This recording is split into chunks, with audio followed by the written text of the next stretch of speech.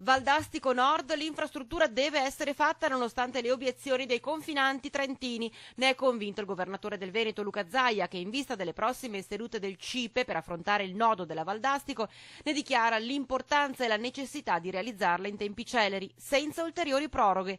A supporto, dichiara Zaia, lo stesso ministro Lupi, che nell'incontro a Roma si è dimostrato favorevole al completamento dell'arteria. Su Valdastico siamo assolutamente in buona posizione.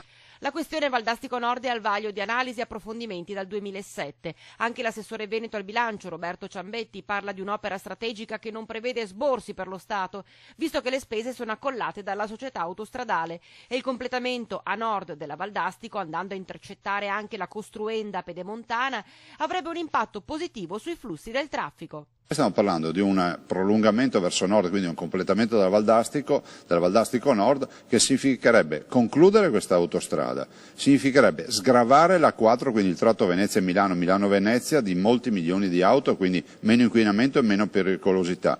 Avremo un nuovo valico, cioè la possibilità sud e nord di avere un nuovo valico che arriva su Brennero, e poi non dimentichiamoci che Valdastico per noi vuol dire provincia di Rovigo, perché poi lì si genera, e quindi anche la provincia di Rovigo collegata ad A4 e a Brennero in maniera molto più veloce.